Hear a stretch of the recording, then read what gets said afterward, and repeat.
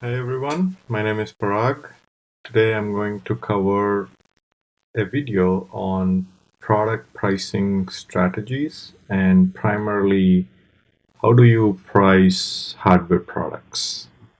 So, welcome and let's get started. So, before we begin, I just wanted to highlight what the outline of the presentation would be. First off, we will start with some basic economics because I think it's very important to know what the economics is behind all the pricing strategies.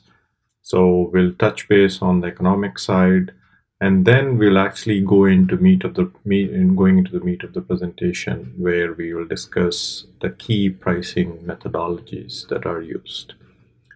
And then I'm going to go over the pricing strategy itself based on these methodologies because there's no straight answer for any particular case. So we'll cover what all do we need to consider when you're really pricing something. And then I'll give you an example of how to price an upcoming product so that you really get hands-on experience on pricing. And then finally, we will have a summary. With that said, this is a very important quote from one of the best investors in the world, Warren Buffett, where he says, price is what you pay, and the value is what you get. So, this is really important because you really have to think about your whether you're a buyer or a seller to think of the other side as well when you're trying to price something and keep in mind about the value they might be getting. So that is why it is super important to really take the value of your product into the equation when you're pricing. So before we begin, I wanted to give an example of a simple example, really. And here, what I have is different water bottles that I just picked them from Amazon. I just went to Amazon, Googled water bottles, and this is what I got as part of the search. So, what I wanted to highlight here is even though end of the day it's just water, I wanted to highlight the differences in pricing with even just a simple thing like water. So on the left, what you see is Nestle Pure Life. This is a purified water. It's a 12 count, and you can see that it's 1 cent per ounce that they are pricing. And the second one you see is also from Nestle, purified water. However, they are small bottles and 24 pack. And you can see that they are actually charging 2 cents per ounce. So, same water, but different packaging, and even the quantity is the same if you do the math. However, because the bottles are smaller, you're actually paying more. Okay. And then you have Aquafina on the third one, and you can see that here they are actually charging 3 cents per ounce as the pricing. And this is what should be amazing in when you think of it because you can see that different brands are charging different prices. And then the fifth one you see is actually the Fiji water bottle. And here you can see that they're almost charging 9 cents per ounce. So it's almost 9 times expensive than what Nestle is charging for the same water. And you can also see the other examples that I've highlighted in different color in purple here, where Pellegrino is charging 6 cents per ounce. And then you can see that there's some colored water here from Bai, and it is charging 12 cents per ounce. So What I wanted to show is, even though at the end of the day it's just water, you can see the different pricing points that each of the companies is charging to for its own products. All right, let me move to the economics piece. So in economics, I think you should know that there are two main aspects when you talk about the demand curve. So on the left, what you see is a inelastic demand curve. So the x-axis is volume and the y-axis is price. And when we say inelastic demand, what we mean is, even though you change the price a lot, the volume doesn't change a lot. So it's fairly low price sensitivity. That's what you see on the left. And then on the right, you see the curve for elastic demand, which means that when you change the price of a product, the volume does change. So if you increase the price, the volume drops. If you decrease the price, the volume increases. So what we say is it has very high price sensitivity, and we call it that it has elastic demand. Let's talk about some examples in the demand curve. So few examples of inelastic demand goods is something like vintage wine. Let's say the vintage wine bottle is $1,000 and you decided to reduce it by 10%. And let's say there were five, let's say there were 110 people who were willing to buy this. And just because you reduced it by 10% doesn't mean that you would get a 10% increase in your buyers.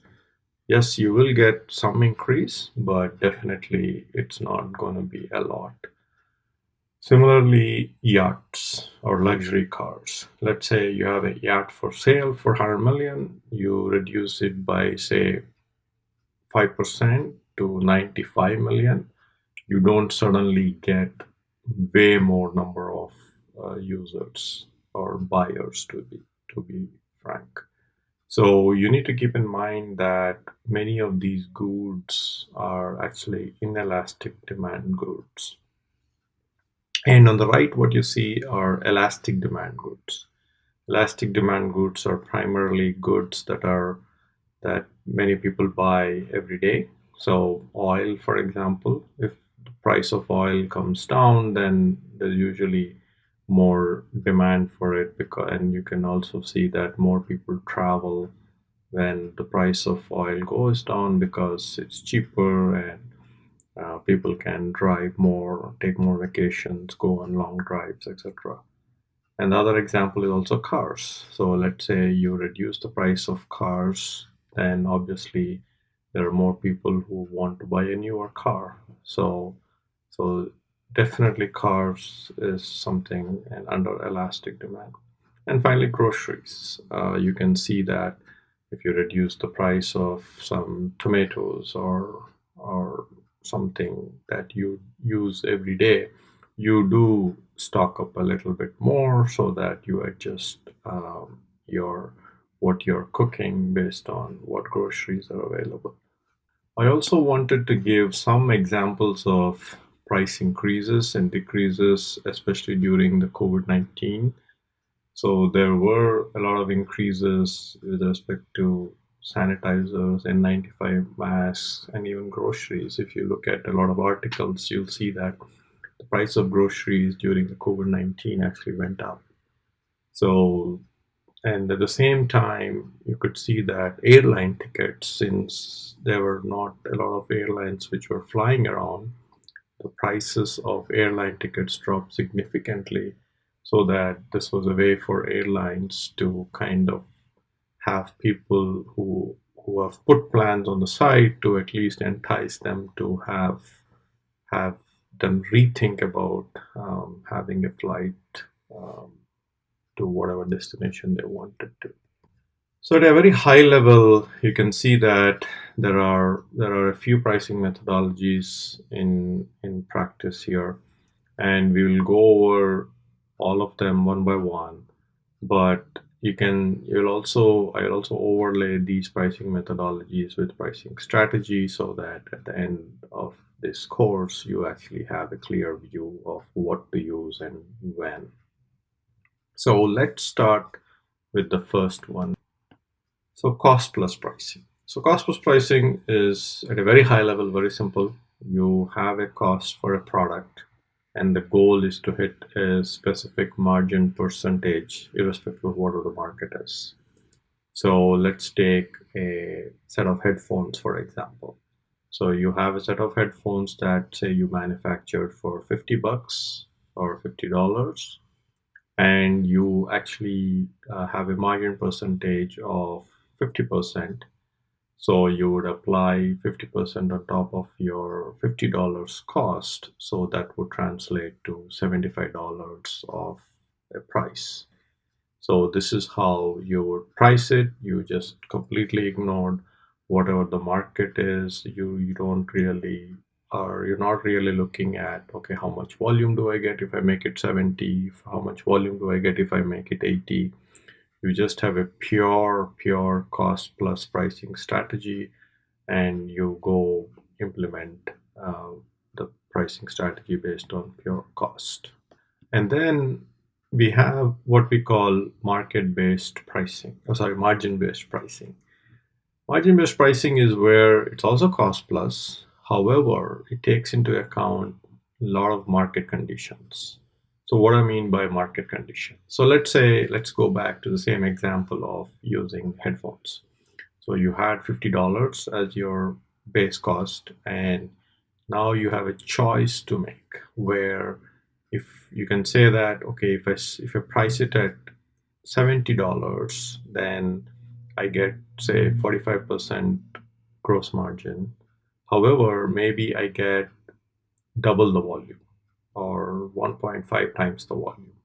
So you have a choice to make whether you want to price it lower and take a more volume based approach, or you want to stick to your 50%, or maybe even go higher like 55%. You know that your volume would be limited, but you are taking the market conditions into account. Here you can also consider competition. Let's say you have a competitor who's priced at say $70 and you're pricing at 75.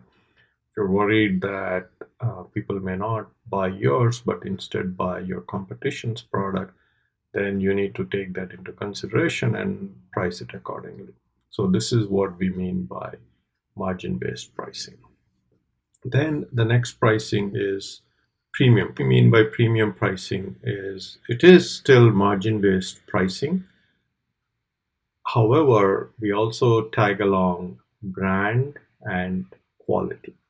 What we mean by brand and quality. Let's take an iPhone, for example. We have a bunch of phones that you could buy in the market. You have phones from Samsung, you have phones from LG, you have phones from HTC once upon a time, you have phones from Motorola. And if you take the same exact configuration of the phone, let's take 128 gigabyte storage, 4 gigabytes of RAM, 5.5-inch screen, battery of say 4000 milliamp hours, everything common. You take that and then you put a margin based, which is where you're saying, okay, this is my cost, and then I would like to get X points of margin, so this is where I would price it. However, on top, you're adding your brand and quality as well. So if you take Apple versus Google versus Motorola versus LG, it's pretty obvious that Apple and Google have a higher brand value compared to LG and Motorola, at least in the US. So you can price a premium. And then on top of it, since you're also giving iOS, so you can also have additional services baked into the pricing that you're doing. So this is really what premium pricing is. So it's margin-based pricing. However, you are putting together brand and quality along with your margin-based pricing. We have what we call market pricing. In market-based pricing, market basically sets the price. What do we mean by market setting the price? It's like the stock market. So let's say there's a new stock. Um, you so recently there was a new stock in the market, a Zoom Info. It was priced originally at $19 to $20, and then when it actually went to an IPO, it opened at 40, and then I think it dropped to $35. So this is purely market setting the price. There are enough buyers and there are enough sellers, and they both, if they want to buy, they participate in the market and then buy. If they don't want to buy, then they just sit along. So this is what we do when we say market-based pricing. The next thing is value-based pricing. Value-based pricing is very important to keep in mind, and this is probably the most difficult pricing to do in all of these methodologies, because you're really pricing based on customers' perception of product value. Let's take Microsoft Office, for example. Microsoft Office right now, it has an offering called Office 365. Most of the consumers pay X dollars per month based on um, different packages that they pick. However, you do know that if you're a consumer, Microsoft is really not developing the product for either 9.95 a month or 19.95 a month. They have a fixed cost of developing a product. However, they are pricing based on customers' perception of product value. They are saying, okay, if I put the pricing at say 9.95 a month, then and let's say translated to $120 a year, they are putting a value on their product based on customers' perception. So this is the most difficult thing, and many startups, etc., do mistakes when you're because you don't want to price it too low. At the same time, you cannot price it too high. So picking a value-based pricing is very, very important. At the same time, the most trickiest thing that you have to do. There are a couple of other methodologies as well in pricing.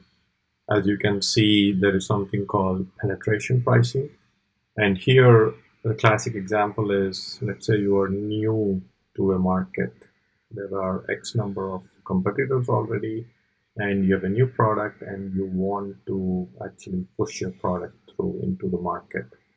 So you might price it slightly lower than competition so that you enter a market and try to gain market share. This is very similar to the example that we started off with on headphones, where let's say your cost at $50, you would like to get a margin of 50%, but you think that there's a competitor who is selling at $70, so maybe you want to price it at 69 or 65, so that you enter the market to gain share at the expense of margin. So this is also a pricing methodology that is used, and it really depends on the state of the product, state of the company, etc. And then one of the other methodologies of pricing is really dynamic pricing. So dynamic pricing is pricing that you see during auctions. So let's say there is artwork, etc., for auction. It's purely pricing that happens during the auction based on number of buyers and their willingness to pay for that particular art at that point in time. So this is a pricing technique that's usually common in dynamic in auctions. We also see companies like Google, Facebook, when they do their ads, they do use dynamic pricing for some keywords, for example. So it is used predominantly in the ad world as well. However, The world is not really black or white, and one needs to consider a lot of factors before you actually price a product. So, this is what you do have to keep in mind, and we will go over what are the pricing strategies that you do need to consider when you're pricing your own products. So this is the pricing strategy section now that we will cover. All right, let me go over the pricing strategy. As I said, pricing strategy really depends on many factors. First, the company itself. It depends if you're a startup, you're a Fortune 500 company, or you're a private company. So, first thing in the company is itself the product cost. How much does it create? How much does it cost you to make the product? And then what are the business targets? So, let's say you are the GM of the company. You want to introduce this product, cost you $50, and you want to make say $1 million this month, whether you want to maximize revenue or do you want to maximize margin, because it's really a strategic decision that you need to make based on your end target as a business. Then the financial condition of the company. Do you have enough cash to survive even though you might go less on margin? Or do you absolutely have to make 50% of margin so that you can keep the product cost at the same time be able to support your employees who are actually creating the product? And then the piece that is really important we talked about is the customer. How does your customer value your product? It really depends on the type of the product. First, like let's go back to simple headphones. So there are headphones with noise cancelling headphones over the year, in the year. So there are so many varieties of products, and these are because customers are valuing these different features and they are willing to pay either more or less dollars based on the specific features that we are offering. So it's very, very critical to make sure we understand the customer value. And then the price sensitivity itself. If you price it at $75 versus $70 in the previous example, how sensitive are the price? So this is where we go back to the elastic demand versus inelastic demand. Most of consumer products are elastic. However, if you are creating a unique product which will be fall under inelastic, and then maybe it's not price sensitive at all. So you really need to think through deeply when you're thinking in terms of what is the perception of your product by the customer. And then also there could be, let's say you already have long-term agreements with your customers, then maybe it's part of the bigger deal. You want to expand the pie with your customer, then you could clearly add this in and then be part of the bigger deal. And finally, it's the competition. So if you're the sole person in the market, then great. And however, if you're trying to compete with many others, then a lot of factors come into the equation.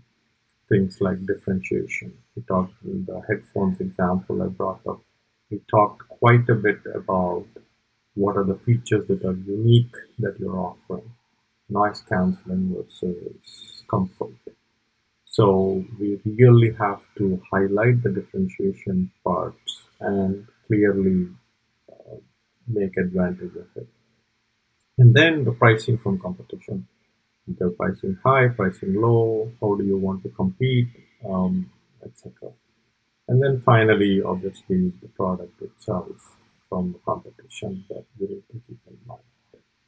I wanted to also show you an example of a pricing for a future product, and I actually picked a random example really.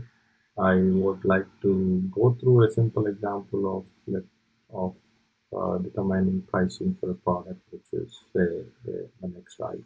So the challenge is, let's say you're a new employee at Apple who joined recently, let's say in Jan of 2020, and your manager comes to you and says, okay, we would like to get a fresh perspective on how to price the next iPhone.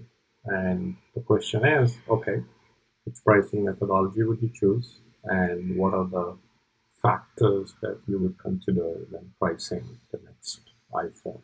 So let's go over that example. So before you begin, you need to make a few assumptions. So first, let's say it's the iPhone 12 Pro Max, which is the highest end iPhone um, that they have. And then from a capacity point of view, let's say it's either the 64 gigabyte or the 128 gigabyte capacity. So let's say these are the assumptions that you could consider. Now, which pricing methodology would you choose? So we talked about this a little bit. I think based on, since it's an Apple product, I think you should definitely use premium-based pricing. So it will be based on cost and then a margin target. And Apple has very good quality and brand. So you do need to put that into consideration. And then it has a ton of services that it offers for free that you're not actually paying for an iMessage. You're not paying for a FaceTime app that you get. You're not paying for the health app that Apple gives you for free. So you do want to consider all of these services into your equation as well.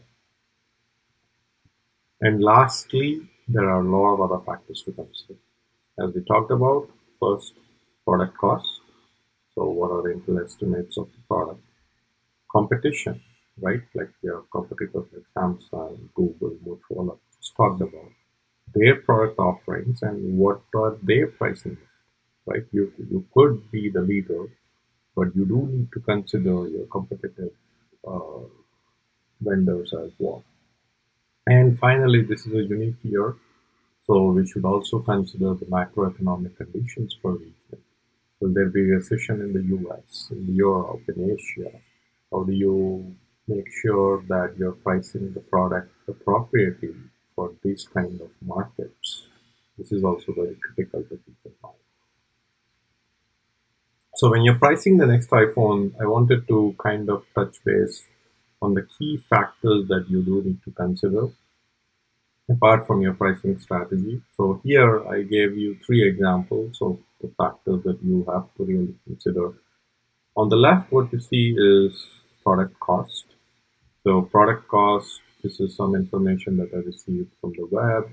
Right now, the assumptions are that in 2019, an iPhone 11 Pro Max actually costs around $450, and they're pricing it at 1099, so $1,099, 1,099. So let's assume that the 2020 model will be 10% expensive because they will make a lot of changes and improvements. So let's say their base is $500. So this is one input. Then competition is really important. So you can see that Google Pixel 4 is priced at $1,000 for a 128 gigabyte capacity point. So I know it's an Android-based phone, but you do need to consider. And Samsung Galaxy S20 Ultra 5G is priced at $1199 currently. Then the Galaxy Note 10s from last year, it is a higher capacity point, is priced at $1299. Let's say the 128 gigabyte is say $1199. So that's washed up. And then you have the OnePlus 8 with a higher capacity point at a lower price point of $999. So you do need to consider all of these into equation. So you get a sense of where you could price, and then you would put the base price, and then on top of it, you would take your other factors into consideration and then come up with the final price. And finally, the macro conditions. This is what we talked about. What is the probability of a recession? In the recession, do you want to price it low? You want to continue to keep the same price? So these are things that you need to consider. And individual country growth aspects might play an important role in determining pricing as well. Because let's say you want to expand in Spain, versus you want to expand in China, you want to expand in India. How do you price in individual countries? You do need to keep in mind that you cannot have arbitrage pricing. Arbitrage pricing is where, let's say, in Spain, if it is you price it at 10.99, but in its neighboring country, you cannot price it at 9.99. So you do need to keep in mind about arbitrage pricing. And then finally, the conditions to determine the revenue and margin goals that you would like to meet. So based on this, I expect the pricing to be somewhere between 9.99 and 10.99. We'll wait and see if that is correct or not, but this is my expectation that it would be in this. And Apple could obviously have a completely different strategy, but this is the base expectation. With that, I think we are the final slide. So the summary is, I think pricing in the real world will always be a combination of different methodologies that I went through in this presentation. It's very critical to look at different factors before you really price a product. And as I said, pricing is an integral part that it really determines the health of the business. So with that, thank you.